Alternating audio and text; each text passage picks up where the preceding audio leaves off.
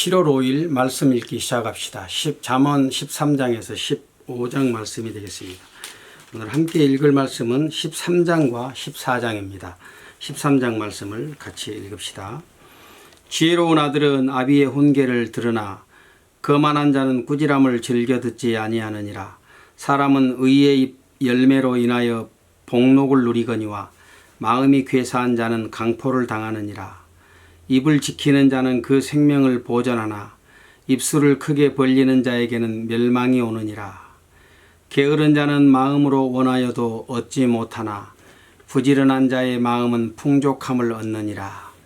의인은 거짓말을 미워하나 악인은 행위가 흉악하여 부끄러운 데 이르느니라. 의인은 행실이 정직한 자를 보호하고 악은 죄인을 패망케 하느니라. 스스로 부한 채 하여도 아무것도 없는 자가 있고 스스로 가난한 채 하여도 재물이 많은 자가 있느니라. 사람의 재물이 그 생명을 속할 수는 있으나 가난한 자는 협박을 받을 일이 없느니라. 의인의 빛은 환하게 빛나고 악인의 등불은 꺼지느니라. 교만에서는 다툼만 일어날 뿐이라 권면을 듣는 자는 지혜가 있느니라. 망령되이 얻은 재물은 줄어가고 손으로 모은 것은 늘어가느니라.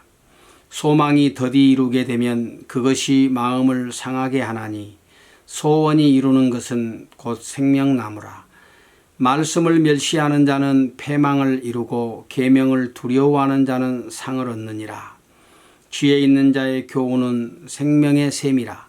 사람으로 사망의 그물을 벗어나게 하느니라. 선한 지혜는 은혜를 베푸나 괴사한 자의 길은 험하니라. 무릇 슬기로운 자는 지식으로 행하여도 미련한 자는 자기의 미련한 것을 나타내느니라. 악한 사자는 재앙에 빠져도 충성된 사신은 양약이 되느니라.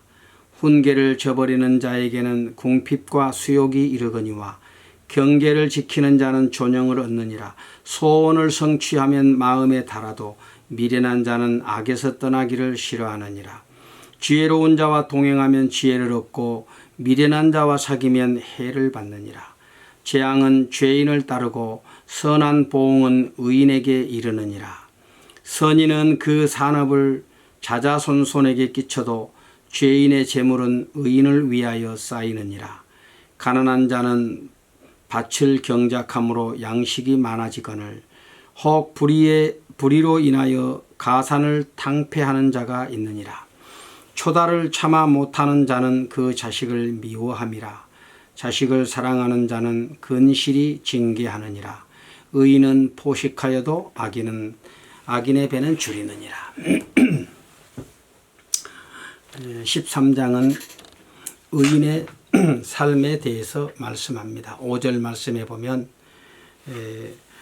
의인은 거짓말을 미워하나 악인은 행위가 흉악하여 부끄러운 데 이르느니라 그랬습니다. 이 사람은 1절에서 말씀한 대로 계속해서 아비의 훈계, 즉 하나님의 말씀에 귀를 기울이며 함부로 말하지 않습니다. 매사에 하나님을 경외함으로 신중하고 또 조심합니다. 예수 그리스도 안에서 의롭다함을 받은 성도는 삶에서도 그 열매가 나타나기를 사모해야 됩니다. 특별히 성도는 이 땅을 살아가면서 의로운 재물관을 가져야 됩니다. 재물은 권력이고 또 능력이고 재물로서 할 수 있는 일들이 참 많습니다. 그래서 늘 인생들이 헛된 재물을 취하려는 그런 유혹에 휩쓸리기 쉬운 것이죠. 그러나 성경은 재물을 의지하는 사람은 하나님을 섬길 수 없다고 말씀합니다.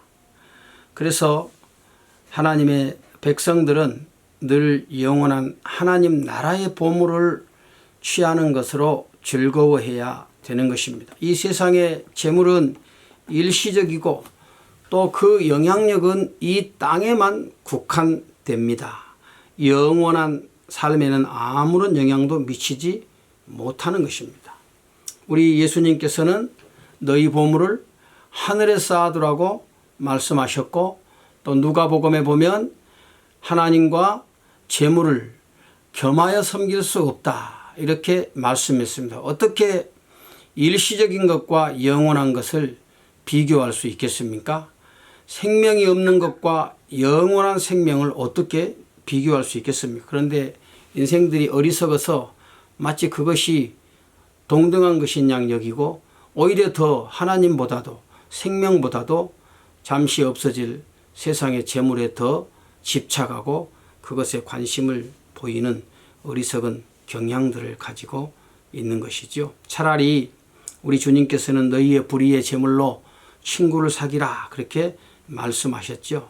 오늘 내게 재물을 주신 것, 내가 재물 얻을 능을 가지고 있는 것, 바로 그것은 그걸 가지고 생명 구원하는 일을 하라고 우리 하나님께서 허락하신 은혜인 줄로 믿습니다. 9절에 보면 의인의 빛은 환하게 빛나지만 악인의 등불은 꺼져간다 그렇게 말씀을 하고 있습니다.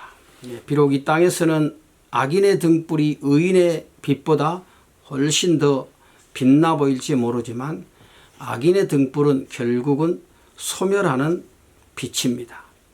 그러나 예수 안에 있는 의인의 빛, 이 생명의 빛은 영원히 비치게 되는 것입니다. 그래서 참 빛이 머무르는 곳에는 어두움이 물러가고 자리 잡을 수 없게 됩니다. 우리가 항상 살펴야 하는 것이 있다면 어떻게 하면 내가 이 땅에서 이 빛을 소유하고 이 빛으로 충만함을 받고 이 빛을 비추는 빛된 삶을 살 수 있을까? 여기에 관심을 더 기울여야 되는 것이죠. 13절 말씀에 또 말씀을 멸시하는 자는 패망을 이루고 계명을 두려워하는 자는 상을 얻는다 그랬죠. 성도가 말씀을 무시하게 되면 그것으로 인해서 마음이 얽매이게 되지만 말씀을 순종하는 삶에는 늘 자유함이 있습니다. 하나님의 말씀은 그것을 사랑하는 자에게 영원한 생명을 보장하는 것입니다. 훈계를 저버리는 자에게는 궁핍과 수욕이 이르지만 경계를 지키는 자는 존영을 얻게 된다고 했습니다. 그래서 말씀을 순종하여 나아가는 길은 어렵고 힘들어 보이지만 언제나 그 끝에는 존귀함과 풍성함이 있게 됩니다. 또 지혜로운 자와 동행하면 지혜를 얻고 미련한 자와 사귀면 해를 받는다고 그랬죠. 사람을 잘 만나는 것도 복입니다. 지혜로운 사람과 만나고 또 그와 깊은 인격적인 교제를 나누게 될 때 얻게 되는 유익들이 참 많은 것입니다. 진정한 지혜는 위로부터 납니다. 그래서 우리가 이 하늘의 지혜, 그리스도 예수 안에는 지혜와 지식의 모든 보화가 감추어져 있다. 골로새서 2장 3절에 말씀하고 있지 않습니까? 그렇습니다. 우리가 이 하늘의 지혜를 사모해야 되겠습니다. 24절에 보면 초다를 참아 못하는 자는 그 자식을 미워함이라 자식을 사랑하는 자는 근실이 징계하느니라 그랬습니다. 자식을 사랑하지 않는 부모가 어디 있겠습니까? 그러나 어떻게 사랑해야 되냐? 무조건 그냥 감싸주고 아껴주고 그게 사랑하는 것이 아닌 것입니다. 자식을 사랑하는 사람은 자식이 잘못할 때 근실하게 징계한다고 했어요. 징계는 늘 고통을 동반합니다. 그러나 진정으로 자녀에게 유익한 것은 바로 이 의로 교육하는 것이죠. 우리는 언제나 우리 자신뿐만 아니라 우리의 자녀들, 인생들 자체가 연약한 존재라는 것을 늘 기억해야 됩니다. 그래서 하나님의 자녀들은 끊임없이 말씀으로 교훈을 받고 또 하나님의 말씀이 최고의 교육의 도구가 되게 해야 하는 것입니다. 말씀 외에 죄악된 마음을 이길 힘이 없음을 기억하고 더욱더 말씀을 순종하는 자리로 나가야 되겠습니다. 14장을 함께 볼까요? 14장 1절부터 12절까지만 읽읍시다. 무로 지혜로운 여인은 그 집을 세우되 미련한 여인은 자기 손으로 그것을 허느니라. 정직하게 행하는 자는 여호와를 경외하여도 패역하게 행하는 자는 여호와를 경멸히 여기느니라. 미련한 자는 교만하여 입으로 매를 자청하고 지혜로운 자는 입술로 스스로 보존하느니라. 소가 없으면 구유는 깨끗하려니와 소의 힘으로 얻는 것이 많으니라. 신실한 정의는 거짓말을 아니하여도 거짓 정의는 거짓말을 뱉느니라. 거만한 자는 지혜를 구하여도 얻지 못하거니와 명철한 자는 지식 얻기가 쉬우니라. 너는 미련한 자의 앞을 떠나라. 그 입술에 지식 있음을 보지 못함이니라. 슬기로운 자의 지혜는 자기의 길을 아는 것이라도 미련한 자의 어리석음은 속이는 것이니라. 미련한 자는 죄를 심상히 여겨도 정직한 자 중에는 은혜가 있느니라. 마음의 고통은 자기가 알고 마음의 즐거움도 타인이 참여하지 못하느니라. 악한 자의 집은 망하겠고 정직한 자의 장막은 흥하리라. 어떤 길은 사람의 보기에 바르나 필경은 사망의 길이니라. 1절에 보면 지혜로운 여인은 집을 세우고 또 미련한 여인은 자기 손으로 그것을 헌다 그렇습니다. 참된 지혜, 그것은 위로부터 나는 지혜지요. 예수 안에 있는 지혜 아닙니까? 우리 인생들이 이 땅에 살아가면서 여러 가지 인생의 집을 짓습니다.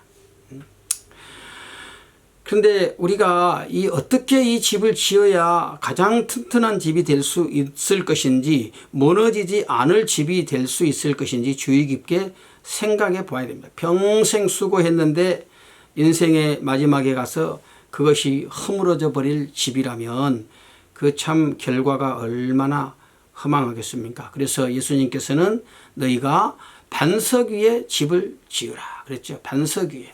지혜로운 사람은 반석 위에 집을 짓는 자와 같다 그렇게 말씀하지 않습니까? 모래 위에 지으면 사상누각이라고 그러지요.